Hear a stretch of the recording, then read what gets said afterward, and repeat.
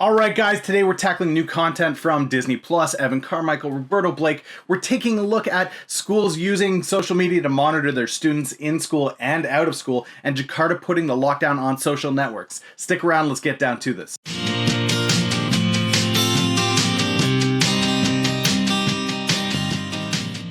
Welcome back, guys. If you haven't smashed the like button, smash the like button, and let's get going. So, today in social media, we're seeing some updates come down, some news coming from both countries and social media. First and foremost, we see a story coming from Instagram that not only have they already put in a process to eliminate self-harm from the platform through images and photos, but they're also going a step further now. Memes, cartoons, drawn depictions of any kind of self-harm, infliction of self-harm, or harm of others is going to be removed from the platform as well. It can be flagged, it can be removed, which is a great move. I think we see a lot of conversation around bullying. We see a lot of conversation around just really bad mind spaces on the platform. And so for them to take this proactive step before it's legislated or mandated, it's great to see that Instagram is stepping up, taking the step in order to better provide a safe environment that isn't chock full of potential triggers for a lot of people. So while we're speaking about people putting the lockdown in and really trying to get control of social media,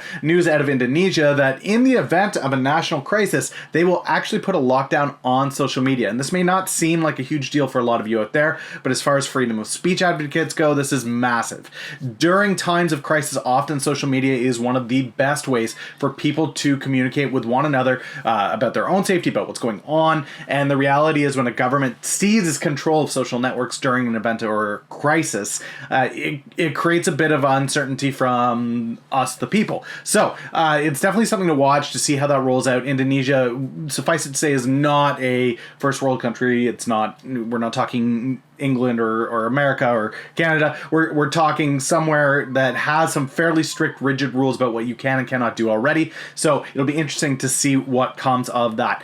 But I'd love to hear your thoughts on that. What do you guys think? Do you think that a country should have the ability to come in and just mandate what social media networks can and cannot do in the event of a crisis? I'd love to hear your thoughts. Now, well, it may not be control of social media accounts. There's something really interesting coming out of Iowa today where a school has been given a grant from the government and they have opted to use that grant to monitor the social media feeds of their students. That's right. The school is going to use this massive amount of funding from the government, not for classrooms, textbooks, etc. Instead, to prevent possible incident inside their school, whether that be shooting or vandalism or whatever it may be, bullying. They're going to monitor heavily the social media of their students. Now, again, this one's a little bit alarming for me, where the Big Brother concept where everybody's being watched all the time. Now, that is a reality in this day and age, but for a school to openly say, we are going to take money from the government and it's going directly towards the monitoring of our students on school time, off school time.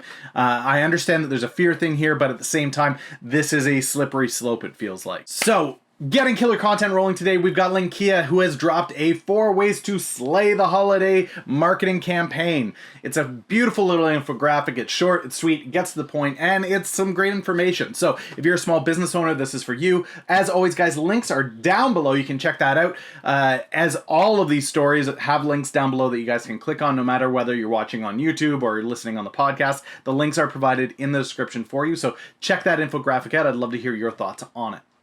Next up, we've got new content from Evan Carmichael and Roberto Blake. Evan Carmichael has dropped a new video on why your comfort zone could be killing you. And I think that's an important message. Evan Carmichael always does great work as far as motivation goes, but I highly recommend that you check out this video if you're feeling like you're in a safe space, you're in a comfortable space, but your business is not moving forward. This one's definitely for you. And then for those of you that are struggling on YouTube, you're struggling to create content, you're not sure exactly how to succeed on the platform, Roberto Blake has you covered. Create 100 Bad Videos is his new video, and I couldn't agree more with the process. I know for me, that was a huge learning curve from that first 150 videos, how to use the platform, where things go, why things work the way they do. So I highly recommend you check out that video as well. Last but not least, guys, this is a personal nerd thing, as you can see, but social media is blowing up. We've got Disney Plus about to hit. We're going into the Christmas season, and one of the big forerunners for Disney Plus is their new Star Wars show, Mandalorian, and the final trailer, or trailer 2 at least, has dropped, and the show looks even better than I imagined. So if you are a huge Star Wars fan, you want to see what the trend is all about,